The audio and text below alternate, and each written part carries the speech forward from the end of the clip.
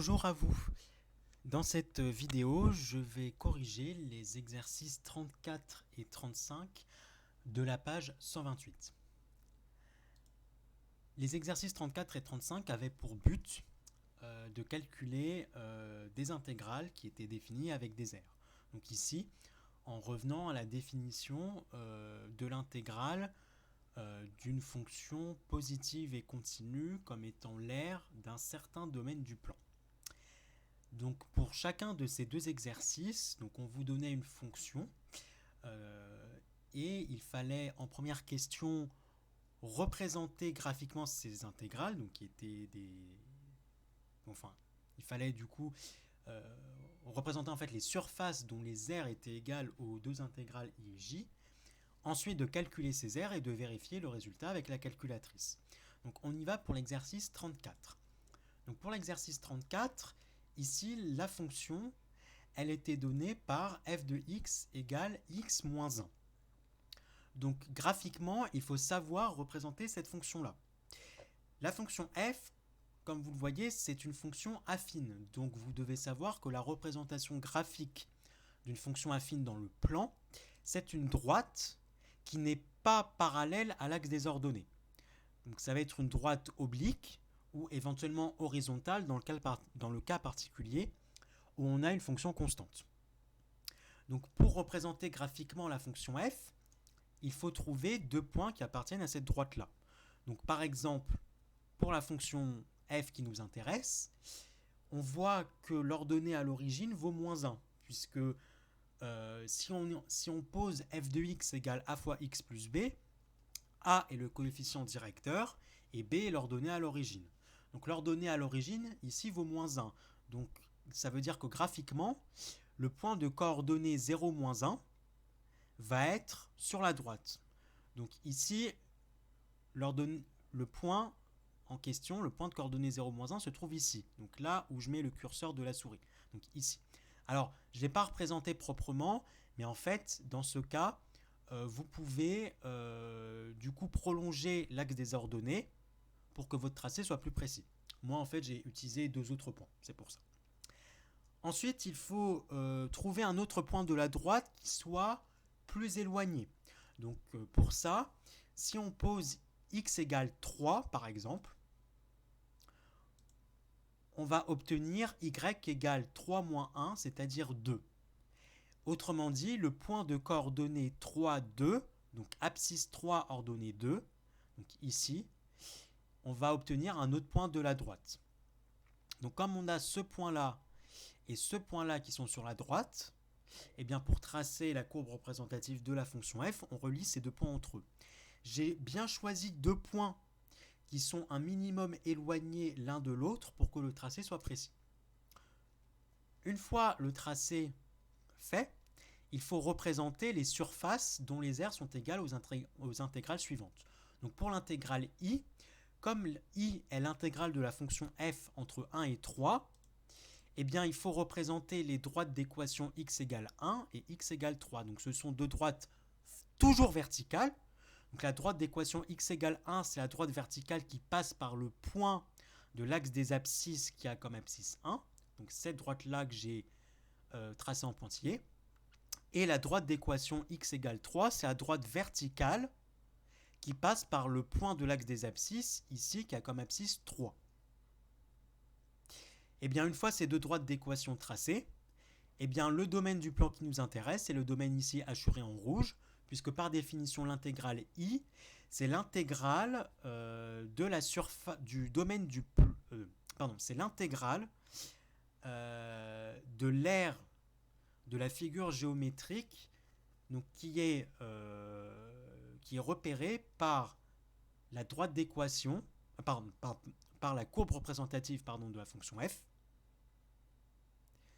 l'axe des abscisses et les droites d'équation x égale 1, x égale 3.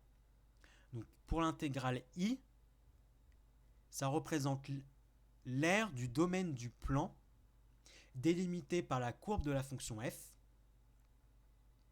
l'axe des abscisses et les droites d'équation x égale 1 et x égale 3.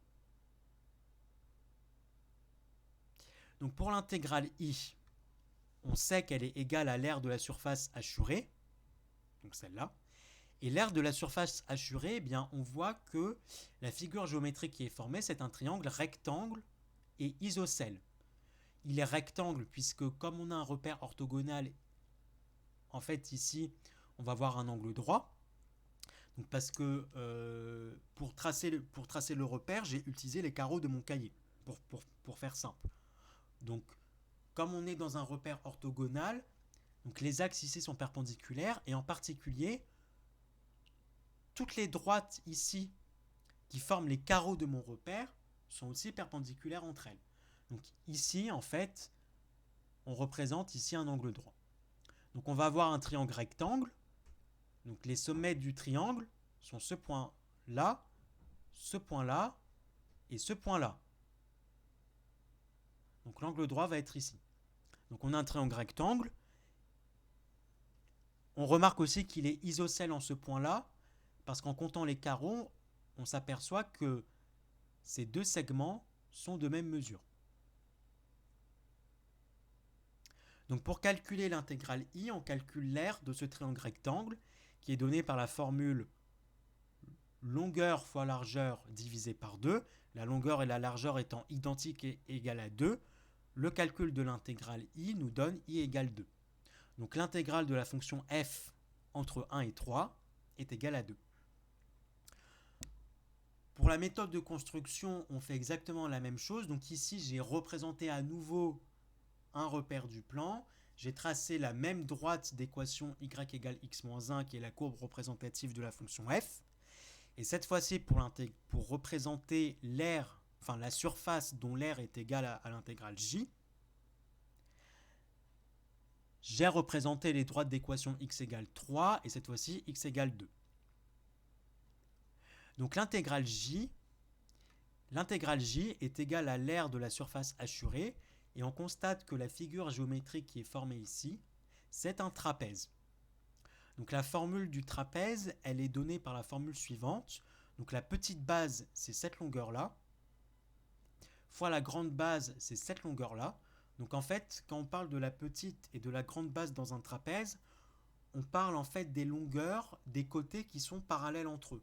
Donc ça va forcément être ce côté-là et ce côté-là. Donc ce côté-là, ça va être la petite base et ce côté-là, ça va représenter la grande base. Donc on calcule la longueur de la petite base plus la longueur de la grande base, le tout multiplié par la hauteur. Ici, on est dans un cas particulier. En fait, la hauteur va être égale à la longueur de ce segment-là. Parce qu'en fait, pour avoir une hauteur, il nous faut un angle droit. Et là, on est dans des cas particuliers où la hauteur est un des côtés du trapèze. Ça va être le côté ici qui va être perpendiculaire aux deux bases du trapèze. Et on divise le tout par 2. Donc longueur de la petite base plus longueur de la grande base, le tout multiplié par la hauteur divisé par 2. On trouve, donc ici c'est longueur 1, ici c'est longueur 2, donc 1 plus 2, le tout fois 1 pour cette longueur-là. On divise le tout par 2, c'est égal à 3 demi.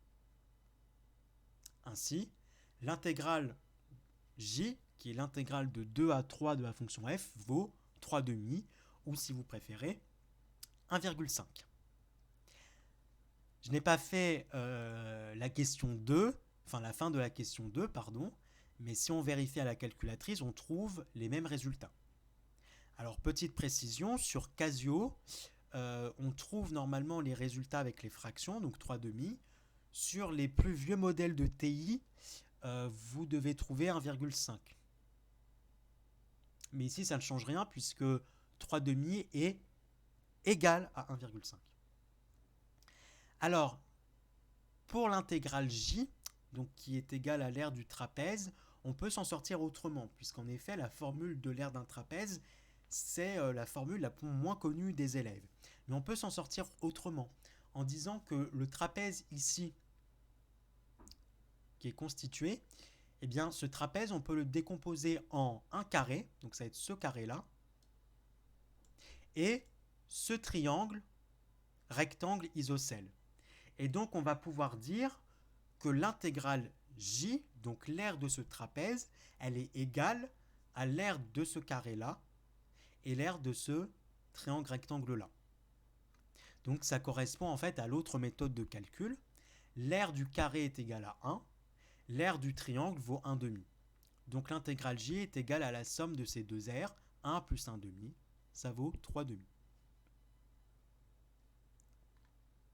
Pour l'exercice 35, c'est exactement la même chose, avec une autre fonction, qui est la fonction f, qui a x associé, cette fois-ci x plus 1, le raisonnement est strictement le même. Donc ici, l'intégrale i est l'intégrale de la surface d'un triangle rectangle. Pour l'intégrale j, c'est l'intégrale d'une surface d'un trapèze. Donc pour l'intégrale i, on doit trouver 8. Et pour l'intégrale j, on doit trouver 15 demi. Pour l'intégrale j, si on ne se souvient plus de la formule de l'aire d'un trapèze, eh bien ici, il faut remarquer que l'intégrale j est égale à la somme des aires du rectangle qui est ici et du triangle isocèle rectangle qui est ici. Donc l'aire du rectangle ici, elle vaut 3. Et l'aire du triangle rectangle isocèle ici vaut 3 fois 3 divisé par 2, c'est-à-dire 9 demi. Et 3 plus 9 demi, c'est bien égal à 15 demi. D'où la valeur de l'intégrale j. Pour l'exercice 36, dont je donnerai le corrigé, c'est exactement la même chose, mais avec une autre fonction.